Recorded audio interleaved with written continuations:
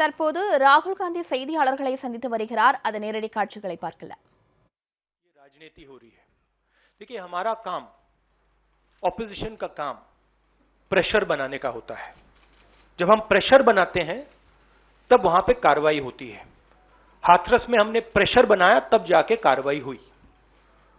सरकार चाहती है कि हम इस मुद्दे को उठाएं ना, प्रेशर ना बनाएं, कि जिन्होंने मर्डर किया वो भाग के निकल जाएं। अगर हाथरस में हम गए नहीं होते, वहां पे जिन्होंने बलात्कार किया था वो सब स्कॉट फ्री निकल जाते। अगर हमने उससे पहले उनके एमएलए के बारे में नहीं बोला होता, वो भाग से निकल जाते। तो इसलिए हम दबाव डाल रहे हैं। हम दबाव क्यों डाल रहे हैं? क्योंकि किसानों के साथ गलत काम किया गया है, उनको मारा गया है। और सचमुच बताऊं तो ये आपका काम है, आप लोग तो करते नहीं हो। जो आपकी जिम्मेदारी है उसको तो आप निभाते नहीं हो। उल्टा आप सवाल पूछते हो कि ये पॉलिटिक्स हो रही है। आपकी जिम्मेदारी भी है, उसको तो आप भूल गए और फिर कहते हो हमें कहते हो। Thank you. न्यूज नेशन से मोहित।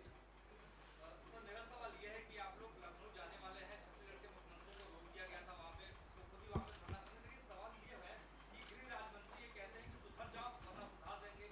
मनोहर लाल खट्टर ये कहते हैं कि फिर जेल जाओ और नेता बनो। सुप्रीम कोर्ट भी ये कह रहा है, तो कहीं ना कहीं एक मंशा वो भी दिखा रहे कि धरना को खत्म किया जाए। कृषि प्रधान देश में आपके किसानों की हालत राहुल की ऐसी क्यों हो रही है? क्योंकि देश का जो ढांचा है, इंस्टीट्यूशनल जो स्ट्रक्चर है, उसको बीजेपी आरएसएस ने काबू कर लिया है। और ये सिर्फ मीडिया की बात नहीं है। आप जानते हो मीडिया को किस प्रकार से कंट्रोल किया जाता है।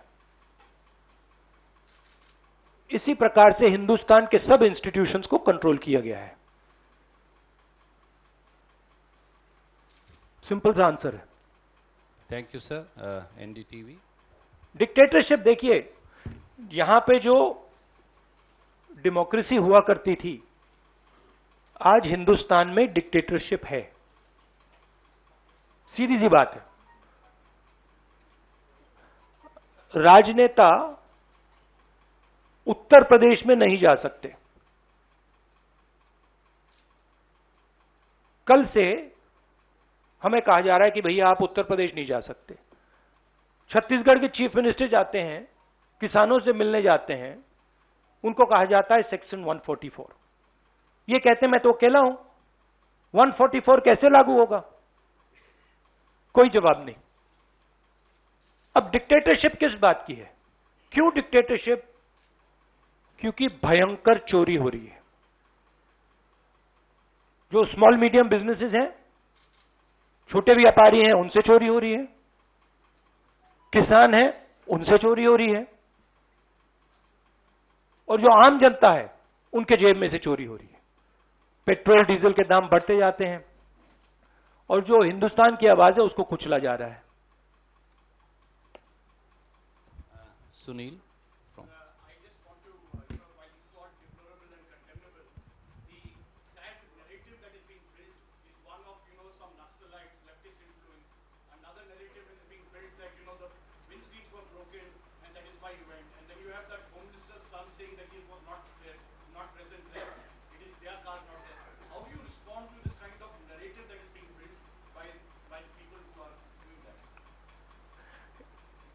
See, it is a narrative that is being built by the forces that I mentioned.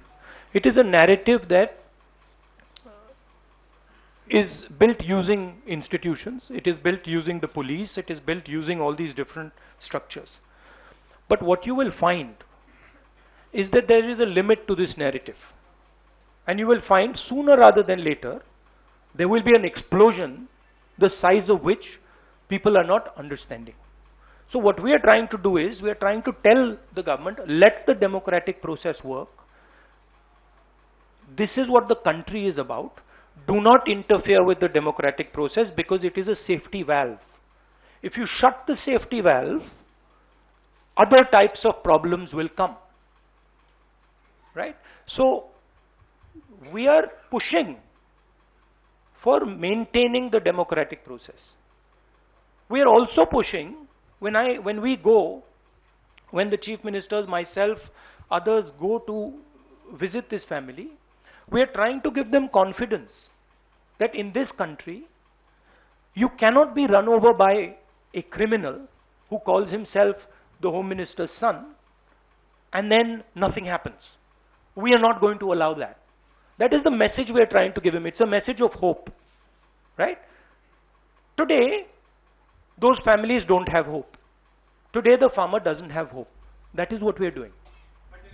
1 second. Sunil, please don't mind. One question at a time. There are other friends waiting. Supriya, please.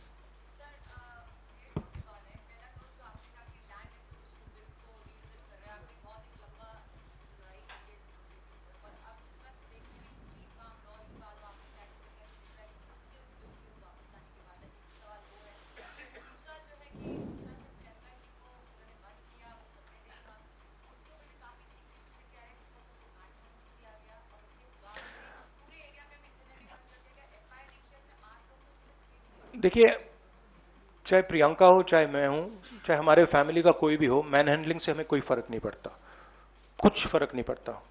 हमारे से आप कुछ भी कर लीजिए, हमें कोई फर्क नहीं पड़ता। हम किसानों की बात कर रहे हैं। हमें बंद कर दीजिए, मैन हैंडल कर दीजिए, मार दीजिए, काट दीजिए, कोई फर्क नहीं पड़ता। हमारी ये ट्रेनिंग है, सालों पुरानी ट्रेनिंग है। ये ट्रेनिंग हमें फैमिली, हमारे परिवार देता है, तो उससे कुछ फर्क नहीं पड़ेगा। नहीं, लैंड एक्विजिशन बिल का मैंने आपसे कहा कि ये सिस्टमैटिकली किया जा रहा है।